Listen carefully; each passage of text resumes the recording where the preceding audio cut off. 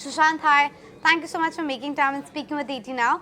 Let's begin by getting your market perspective. Do you think that we are getting a bit toppish and that's why a bit of consolidation and sideways move? Or do you see more legs to the rally?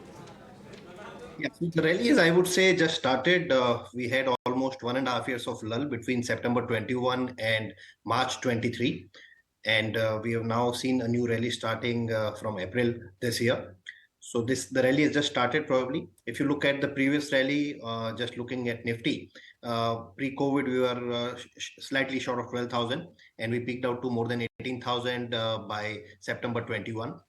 So from that perspective, the next, I would say, top of the market seems to suggest should be about 27,000 Nifty in 2 or 3 years. So the rally has just started. Of course, the rally started with a big bang. In just 3 months, we moved Nifty from about 17,000 to 19,500. So almost 20% sort of returns.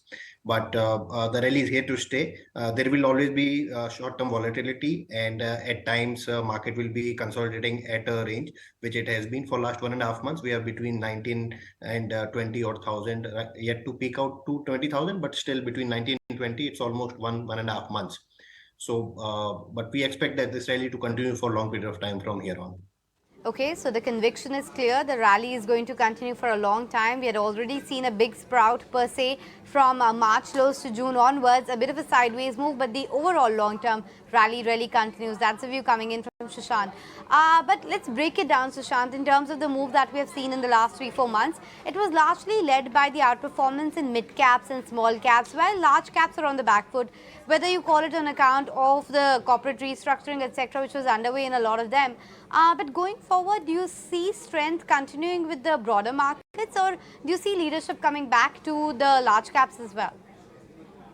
Yeah, so historically, if you've seen the small cap companies and mid cap companies, given their size and base, will always grow faster than the large cap companies, and thereby returns in those companies ought to be higher than them.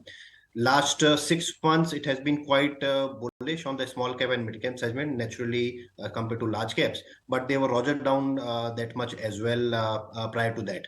So between September 21 and March 22, while the index was sort of in the same range, but the large caps, but the small caps, I would say, which peaked out in January 22, they got really hammered out, and it's more of a mean reversal and catching up in the past 2 or 3 months. So we expect that from here on also, while Nifty might go another 25, 30 odd percent in the next 2 or 3 years, the small and mid caps will probably deliver much more than that, given the size and the opportunity set which they bring to the table in terms of the Indian economy.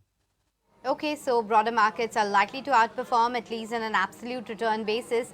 But Sushant, let's break it down sector-wise as well. One common theme that seems to be coming out is urban discretionary.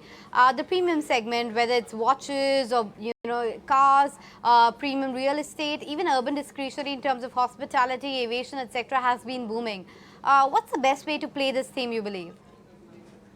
Yeah, so naturally, consumer discretionary, as India is growing and as our economy is now from 1 trillion to has crossed 3 trillion, and sooner to 5 and then to $10 trillion in next few years. So probably in 2030s, we'll see India going towards 10 trillion also. A large part of the bottom of the pyramid has been moving up the poverty line, and between 1 and 3 trillion, I think a large part moved from less than $100 to about $500 sort of earning profile, and that segment will go to 1,000 and 1,500 and 2,000 in the next few years. So once you are satisfied with your basic needs of roti, kapda, and makan, you will definitely reach out and spend more on probably discretionary spend, and which is where the opportunities lie. And it's across, and in these segments specifically at the, I would say, the entry range, right? Whether it's footwear or apparel or probably even luggage, etc. There are very few companies who are able to scale up and create a pan-India brand. If you look at any category, there are not more than 2 or 3 players which corner about 80-90% of the profit pool of these industries. There's lots of unorganized, and that unorganized is moving to organized side, and you just need to I would say stay behind the sector leaders or the challengers in each of these sectors, look at their ROCs and look at their growth profile and the strength of the balance sheet, and you can't I would say miss making money. Sure, point taken. Urban discretionary seems to be a secular trend. But Sushant, the other consensus buy is financials. But I want to ask you, what is that underrated sector or a contra bet that is worth taking at this point of time where the risk reward is really favorable? So if you look at, I think banks have not participated that well post-COVID, right? So I would, and the growth is in, I would say, good sequence. IT is another sector, but there probably the expectation of growth have been quite sluggish, and artists participated a lot post-COVID in the first year and a half. So from a valuation perspective, both banks as well, banks, NBFCs and IT are really comfortable. But the growth momentum in the banks and banks and NBFCs is much beyond ITs of today. Okay, so you're still saying that there is more earnings, legroom available despite the run-up that we have seen in the financial space. How are you placed on IT as well as the new age tech platform world? Because after Zomato turning profitable, there's a renewed interest in all of them. Yeah, definitely. As interest rates, I would say, start coming down, and your DCF will suggest to take a lower equity capital cost. The valuations of these back-ended cash flow businesses will become, I would say, probably more investable from an investor's perspective. But still, the new age businesses, many of them will throw lots of cash in the probably after 2 or 3 years. So from a retail investor perspective, I would say that better to bet in the IT names and at this point of time compared to new age businesses today. Okay, so the valuation is favoring the traditional IT companies and not necessarily the new age tech, given, of course, they've recovered quite a bit from the lows as well. Yeah. Sushant, last question before I let you guys go is on autos. Specifically, the two-wheeler space is seeing a lot of disruption. Last year was all about, the SUV market in the passenger vehicle and the EV transition. This year, it's all about the premium biking, and we are seeing this fight of Hero versus Eicher versus Bajaj. Which do you think will come out triumphant?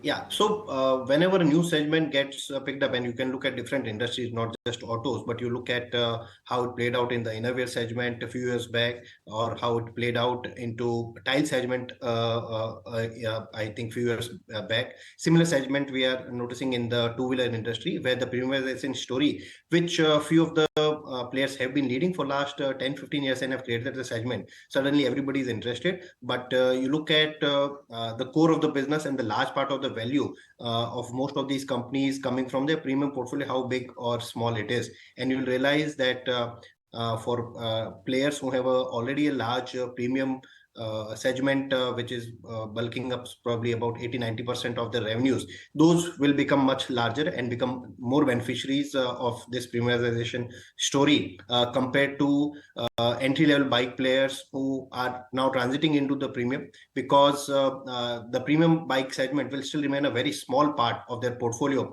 for the next 3 or 5 years at least.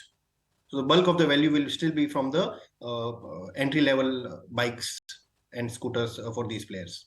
Okay, so the bread and butter is not changing. It's going to be the entry level, volumes which are going to be still mass appealing. On that note, Sushant, we let you go. Appreciate you making time for ET now today. But